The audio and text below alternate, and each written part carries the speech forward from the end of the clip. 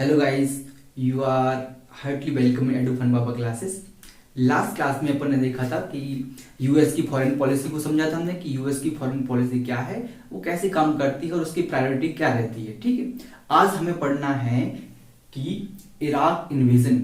US ने 2003 मार्च 2003 में Iraq में एक इन्वेजन किया था। इराक में एक अपनी आर्मी भेज के इराक प्लस 40 अदर कंट्रीज के साथ एक इन्वेजन किया, अटैक किया था इराक के ऊपर। ठीक है, वो क्यों किया था, ठीक है, और उसके पीछे कंसिक्वेंसेस क्या निकले, उसके रिजल्ट क्या निकले, ये आज हमें पढ़ना है। देखो, मैं थोड़ा सा आपको बता दूं कि जैसे आप एक यहाँ पे आपकी स्क्रीन में एक कोड चल रहा है, उसको ध्यान से देखिए।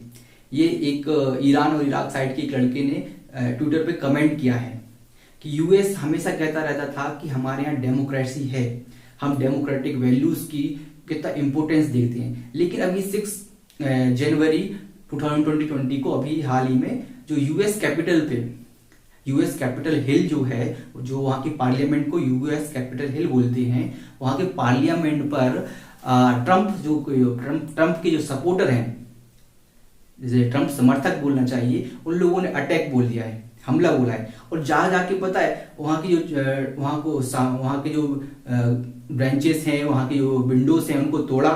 उसके साथ साथ उसकी ऑफिस में जाके ऐसा एक फोटो भी एक और दिखा रही है, फोटो भी देखो, वो जाके उस कुर्सी पे ऐसा बैठा है कि मतलब वो मालिक है ना। एक किस तरह के एक अराजकता, एनार्की सिस्टम, एनार्की का लेवल देखिए आप कि यूएस कैपिटल हिल में जाके कोई व्यक्ति इस तरह की हरकतें कर रहा है। और ये सबसे पुरानी डेमोक्रेसी है, पुरानी नहीं, सबसे बड़ी, ये अपनी डेमोक्रेसी सबसे पुरानी डेमोक्रेसी कहती है। ये यूएसए की हालत है, ठीक रहे ना। तो ये कमेंट इराक और ईरान के लोगों, सेंट्रल एशिया के लोग अब किस पे कमेंट कर रहे हैं, यूएसए के ऊपर कर रहे हैं कि देखिए, पहले आप हमेशा कहते थे कि आप हमारी कंट्री में आके हमें एक डेमोक्रेटिक सिस्टम देंगे, ठीक है, आप हमारी कंट्री में इन्वेजन करेंगे। ये इन्वेजन हमें पढ़ना है। ये इराक में जो इन्वेजन किया था, वहां के लोगों को क्या क्या प्रॉब्लम हुई थी। आपकी आर्मी आके हमारे अंदर अटैक करती है तो हमें क्या प्रॉब्लम होती है। आज आपके अंदर एनार्की इतनी ज्यादा बढ़ गई है कि आपकी कैपिटल हिल में आप ही के लोग जाके वहां पे तोड़फोड़ कर रहे हैं, है ना, आप ही के लोग वहां जाके तोड़फोड़ कर रहे हैं। तो एक कमेंट जो आप पढ़ रहे हैं उसमें इराकी और ईरानी लोग कह रहे हैं कमेंट कर करके कि आपके जो कंट्री में इस तरह का एनार्की सिस्टम एस्टेब्लिश हो गया है कि लोग आपकी कैपिटल हिल पे जाके अटैक कर रहे हैं, आपके साथ पार्लियामेंट पे अटैक कर रहे हैं। तो हम इस कंडीशन को बहुत बारीकी से देख रहे हैं और हम कंसर्न करते हैं कि आपके यहाँ पे सब पीसफुली होगा। और हम ऐसी होप करते हैं कि अगर हम हेल्प करें तो हम आपकी हेल्प कर सकें। मतलब ये कंडीशन हो गई यूएसए की अभी कि इराक वाले, ईरान वाले, सेंट्रल एशिया वाले कंट्रीज जिसको हमेशा ये डिमीन करता रहता था यूएसए, आज वो जाके किससे बोल रहे हैं, यूएसए से बोल रहे हैं कि आपकी जो डेमोक्रेटिक वैल्यूज हैं उनको हम आपके लिए वो डेमोक्रेटिक वैल्यूज देंगे। तो ये कमेंट था, अच्छा कमेंट था, इसलिए मैंने सोचा आपको बताओ इसको पढ़ने से पहले। ठीक है, अब स्टार्ट करते हैं अपनी क्लास। इराक इन्वेजन मार्च 2003, 8-9 मार्च की बात है 2003। ठीक है, USA plus 40 other countries, USA coalition बना था, उसमें यूएस जो था लीड कर रहा था और उसके साथ 40 अदर कंट्रीज थे। 40 अदर कंट्रीज थे जो यूएस के साथ थे। कौन कौन था उसमें मेन? यूके, यूनाइटेड किंगडम जिसे ब्रिटिश बोलते हैं अपन, यूके था, पोलैंड था और ऑस्ट्रेलिया था, और अदर कंट्रीज भी थे और कुछ सपोर्टर्स कंट्री भी थे। किसके ऊपर अटैक किया उन्होंने? इराक के ऊपर किया। इराक के तरफ कौन था? इराक था, और इसके कुछ सपोर्टर्स थे, सीरिया, लीबिया वगैरह, इसको भी सपोर्ट कर रहे थे। लेकिन आप जब भी में अपन पढ़ते हैं कोई कंट्री का नाम, ठीक है, तो हमारी कोशिश ये रहती है कि आपको उसको मैप के थ्रू बताएं कि उसकी जियोग्राफिकल पोजीशन क्या है। ठीक है, तो हमारी कोशिश हमेशा रहती है। तो अब आप ये जो मैप देख रहे हैं, इसमें आप देखिए कि देखना कि जो इराक है, ठीक है, बीच में इराक है, उसके ऊपर है सीरिया, जस्ट ऊपर आप मैप खोल के देखिए, उसमें आपको ये दिख भी रहा होगा मैप, बीच में इराक है, उसके ऊपर सीरिया, और अगर थोड़े से राइट हैंड साइड जाएगी तो कैस्पियन सी दिखेगा आपको। कैस्पियन सी से थोड़ा सा और नीचे आएंगे तो तुर्कमेनिस्तान, अगर आप वेस्ट में जाएंगे तो आपको जॉर्डन मिलेगा, और जॉर्डन के पास ही आपको इजराइल मिलेगा। तो ये सारी लोकेशन थी इराक की, क्योंकि मैंने आपको मैप के थ्रू में आपको ये चीजों को विजुलाइज कराने की कोशिश कर रहा हूं ताकि आपको चीजें ज्यादा बारीकी से याद रखें। ठीक है ना, क्या आपने मैप में देखा। अब शुरू करते हैं इराक इन्वेजन। आखिर इराक में इन्वेजन करने की जरूरत क्या पड़ी, क्या कारण थे जिसके कारण अमेरिका इतना उतावला हो रहा था कि वो इराक पर अटैक करे। ठीक है, उसके रीजन को अपन जानने की कोशिश करेंगे। ठीक है, फर्स्ट आते हैं, ये देखो, ये अमेरिकन सोल्जर है, ये अमेरिकन फ्लैग लेके जा रहा है इराक के ऊपर चढ़ाई करने के लिए, और उसके साथ छोटे छोटे उसके आर्मी बटालियन, उसकी छोटी छोटी बटालियन भी साथ में। ठीक है, तो 40 कंट्री थे, यूएस लीड कर रहा था, उसके साथ 40 प्लस कंट्रीज भी थे, लेकिन यूएन की परमिशन बिल्कुल नहीं थी। ठीक है, ये बात याद रखना कि यूएन ने इन्वेजन करने की परमिशन नहीं दी थी। ठीक है, 40 अदर कंट्रीज थे। अब ये जो 40 कंट्रीज जो थे यूएसए का साथ दे रहे थे, ये क्यों दे रहे थे, क्योंकि इनका पर्सनल इंटरेस्ट था। क्या था, पर्सनल इंटरेस्ट। इंटरनेशनल रिलेशन में अगर कोई भी काम होता है इंटरनेशनल सिस्टम में, तो सब अगर कोई कंट्री कर रहा है तो उसका कोई ना कोई पर्सनल इंटरेस्ट होगा, क्योंकि आईआर की थ्योरी इसी पे बेस्ड है कि अपने नेशन का जो कोई भी जो नेशन है वो अपने जो कहना चाहिए अपने जो जरूरतें हैं उसको किस तरीके से पूरा करे इंटरनेशनल सिस्टम का यूज करके। मतलब जैसे इंडिया है, इंडिया की जरूरत क्या है उसके आधार पर वो अपनी फॉरेन पॉलिसी बनाता है। ऐसे ये 40 अदर कंट्रीज क्यों अमेरिका का साथ दे रहे थे, क्योंकि जो इराक का जो सद्दाम हुसैन जो था, किंग सद्दाम हुसैन जो था, ये टेरर को फंडिंग कर रहा था, टेरर को सपोर्ट कर रहा था, टेररिस्ट ऑर्गेनाइजेशन को सपोर्ट कर रहा था। इससे यूके, ऑस्ट्रेलिया, इन सब कंट्रीज को प्रॉब्लम थी। ऐसे ही 40 कंट्रीज थे, तो इन लोगों ने एक कोएलिशन बनाया जिसका लीड कौन कर रहा था, यूएसए कर रहा था। जब यूएसए लीड कर रहा था इसका मतलब सीधा सीधा है कि यूएस का मिलिट्री सबसे ज्यादा होगी, यूएस अपनी पावर ज्यादा लगाएगा, यूएस अपना पैसा खर्च करेगा। लेकिन एक बात यहाँ पे इंपॉर्टेंट है जो मैं रिजल्ट में बताऊंगा कि यूएस लीड कर रहा था, लेकिन इसको जो 40 जो कंट्रीज थे, यूके वगैरह, इन लोगों ने बहुत पैसा दे रखा था कि आप इराक पे इन्वेजन कीजिए। इसके लिए उनको यूएसए को इन 40 कंट्रीज के थ्रू बहुत ज्यादा पैसा मिला था। ठीक है, तो यूके और ये ऑस्ट्रेलिया, पोलैंड वगैरह ये कंट्री भी साथ में थे। इन लोगों ने इन्वेजन किया। इस ऑपरेशन का नाम रखा गया Iraqi freedom, operation Iraqi freedom. 26 day ये वॉर चला था।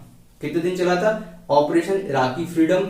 इराक की फ्रीडम, देखो ऑपरेशन क्या नाम रखा है, ऑपरेशन इराकी फ्रीडम, मतलब इराक को स्वतंत्र करने जा रहे हैं, लिबर्टी देने जा रहे हैं वहां पे। जबकि ऐसा कुछ नहीं था, ये ऑपरेशन का नाम बस था इराकी फ्रीडम।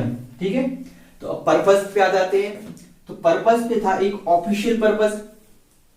ऑफिशियल पर्पस मतलब जो अपन पढ़ते लिखते हैं, और उन्होंने जो 40 जो कोएलिशन बना था, उनका जो संगठन बना था 40 कंट्री का यूएस के लीड में, उन लोगों ने अपना एक पर्पस बताया जिसको अपन कहेंगे ऑफिशियल पर्पस। ऑफिशियल पर्पस क्या बताया उन्होंने, prevent Iraq to develop weapons of mass destruction. मतलब लोगों को मास मतलब बहुत सारे लोगों को एक साथ डिस्ट्रक्शन करने वाले वेपन्स, जैसे न्यूक्लियर वेपन्स हैं, मिसाइल हैं, और एयर टू एयर मिसाइल हैं, और एयर टू एयर मिसाइल्स हैं। और जैसे अपन राफेल की बात करें, राफेल में एयर टू एयर मिसाइल काम करते हैं, एयर टू फिर land missile, land to land missile. इस टाइप की जो मास डिस्ट्रक्शन वेपन्स हैं, तो ऐसे वेपन जो एक साथ बहुत सारे लोगों को क्षति पहुंचा दे, बहुत सारे लोगों को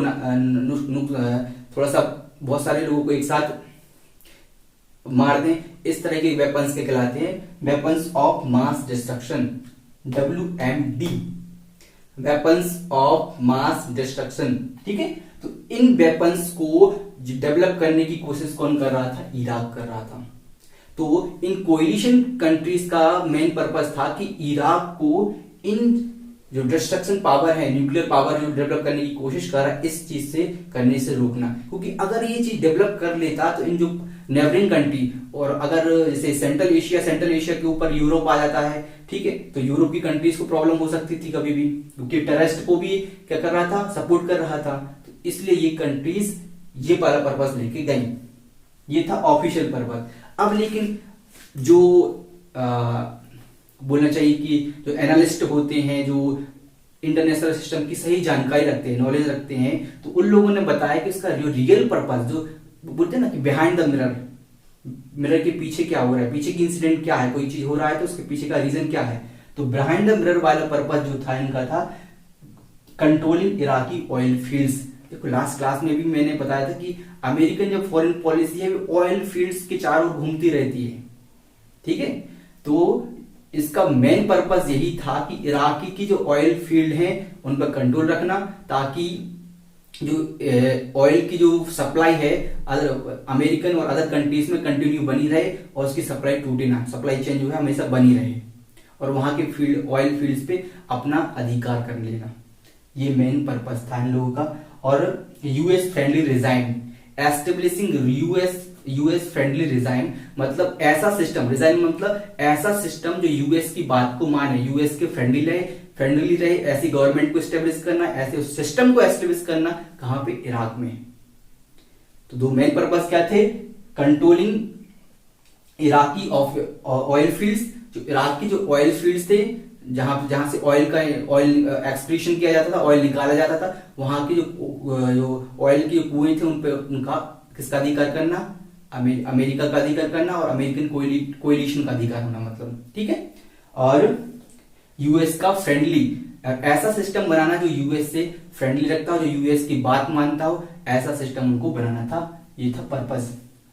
सद्दाम हुसैन उस टाइम वहां पे थे और इस वॉर में जो 26 डे जो वॉर चला था, इसमें यूएसए के 3000 जो सोल्जर्स थे वो उनकी डेथ हुई थी। 3000 सैनिक मारे गए थे यूएसए के, और अदर कंट्रीज के कोलिशन के भी बहुत सारे सैनिक मारे गए थे। और इराक के 50,000 इराकी नागरिक सिविलियंस थे। देखो यहाँ पे ये सोल्जर्स मारे जा रहे हैं और यहाँ पे ये क्या है? सिविलियन, जिनको कोई गलती नहीं थी, ठीक है। उनको कोई वॉर से कोई लेना देना नहीं था, वो सिर्फ शांति से अपने बच्चों के साथ रह रहे थे। उनके भी 50,000 लोगों ने अपनी जान गंवाई। ऑपरेशन इराकी फ्रीडम, तो ये आपको कहीं से लग रहा है कि ये ऑपरेशन इराकी फ्रीडम है? नहीं। मास डिस्ट्रक्शन ये करने गए थे, मास डिस्ट्रक्शन रोकने नहीं गए थे। मास जो डिस्ट्रक्शन था, बड़े बड़े वेपन से यहाँ पे अटैक, इराक के ऊपर अटैक किया गया, एयर से अटैक किया गया, बाई लैंड से अटैक किया गया, हर जगह से अटैक हो रहा है। इतने सारे लोग मारे गए, वो भी सिविलियंस मारे गए। आर्मी अगर खत्म होती उस कंट्री की तो बात अलग है, क्योंकि सिविलियन, इनका कोई लेना देना नहीं था, हमारे आपकी तरह जनरल पीपल थे। ये लोग मारे गए। ऑपरेशन इराकी फ्रीडम, और नाम दिया इराकी फ्रीडम, ठीक है। तो ये ऑपरेशन चला, 26 दिन तक युद्ध चला। इसके बाद रिजल्ट क्या निकला? रिजल्ट ये निकला कि कोलिशन फोर्सेस सक्सेस।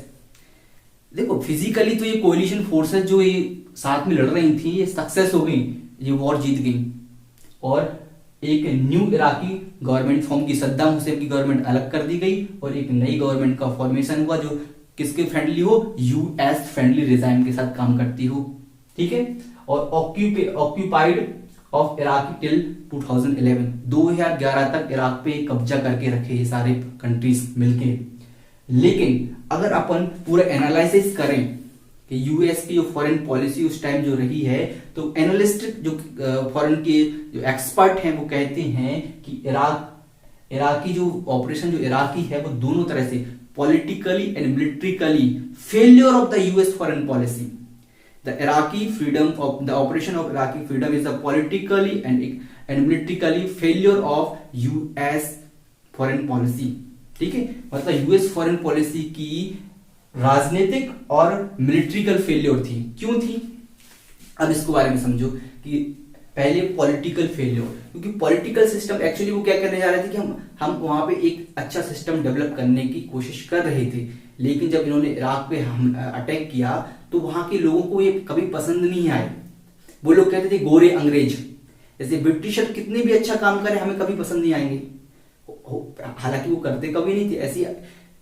ऐसे ही ये जो यूएसए के थे आर्मीज थी वहां पे इराक में, उनको बिल्कुल पसंद नहीं था कि बाहर की कंट्री कोई आके हमारे ऊपर क्या करे, राज करे, हम हमारे ऊपर अपना एडमिनिस्ट्रेशन पावर थोपे। इराकी जो पुलिसिंग सिस्टम थी वो कभी भी यूएसए के फ्रेंडली नहीं रही, और ना ही वहां के लोगों ने ये एक्सेप्ट किया कि हम यूएसए के अंडर काम करेंगे। आप फिजिकली हमें टॉर्चर कर सकते हैं, लेकिन हम मेंटली हमेशा कहेंगे कि आप जो हैं फॉरेनर्स हैं और ये हमारा कंट्री है, Iraq is my country. Iraq के सिविलियंस कहते हैं, और आज भी उनके दिल में अपने देश के प्रति प्रेम है।